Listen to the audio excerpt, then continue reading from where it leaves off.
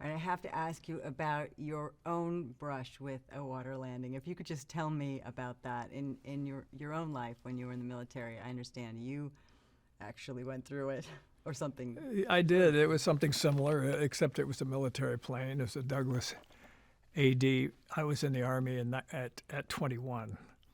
And I was drafted at age 21, but you could at that time during the Korean War, if you wore your uniform, you could fly free on any other branch of the service. You could fly with the Navy if they had an opening, or the Air Force if they had an opening. If they had a seat open, they'd let you get on for free.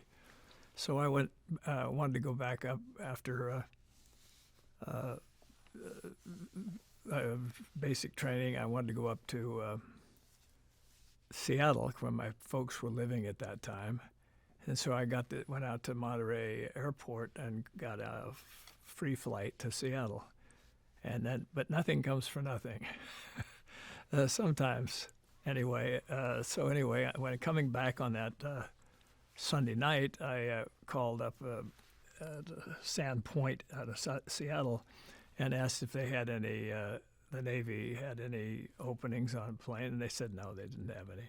Nothing was going there. Then they said, well, wait a minute, we do have 2 Douglas ADs taking off, and that does have a compartment in the back.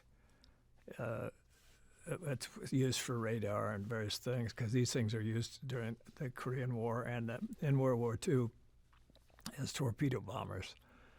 And they said, if you're not claustrophobic, are you? And I said, oh, no, I'm not claustrophobic, no problem. Because these compartments are tiny, and you can't see out much. You've got a little tiny porthole on the side.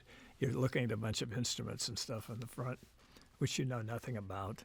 And so we took off from there, and we had all kinds of bad weather, had to change, and all kinds of problems, oxygen running out, and all that sort of thing.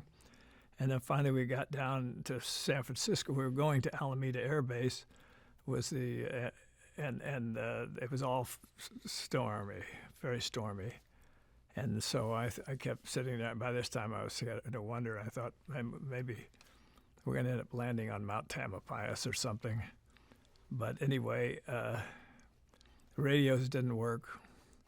So he went out to sea and finally found a hole through the clouds, and they got down under the clouds, and you could see the Golden Gate Bridge in the background. And we headed up there, and then the last word I heard on the radio before the radio went out was, we're up 2 hours on our 2.5 hours on the 2 hours estimated gas or something like that, some ridiculous amount. And then so he went up the coast by Point Reyes, Northern California, and off we're several miles.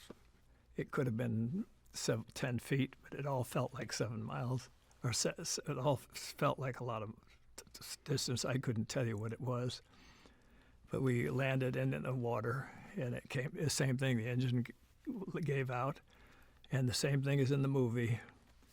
Nobody told me anything because I couldn't hear anything. So, but they had seat belts, and I just tightened it down so much I was getting gangrene, and we hit the water and bounced along pretty good, much like the plane does in Sullenberger's case. And then the plane went up like this and started sinking. So meanwhile, I'm unbuckling, getting out, and the plane is facing downward, but it had big flaps, so I'm standing on the flap. Meanwhile, the pilot comes down from up above where the cockpit was. And he's there, and he says, what do you think? And I said, it looks like we're going swimming.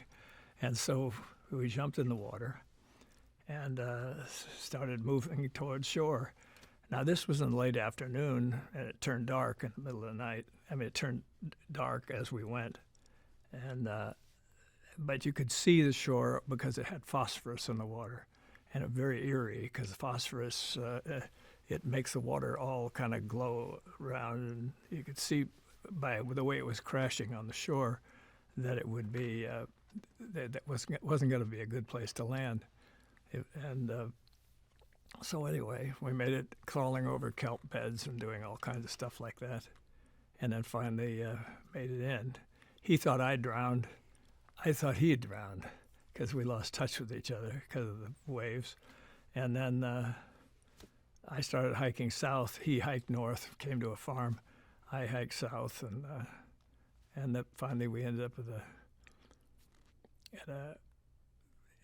I ended up at a RCA relay station up on the cliff near Bolinas, California, and that was that. That is an amazing story. Yeah, it's kind when of. is that movie coming out? That movie. Well, that was the only thing that it has to do with nothing really, except that it was an interesting choice that I'm given one about a water landing that's successful, and to direct. So I guess I'm as knowledgeable as anybody they could have gotten.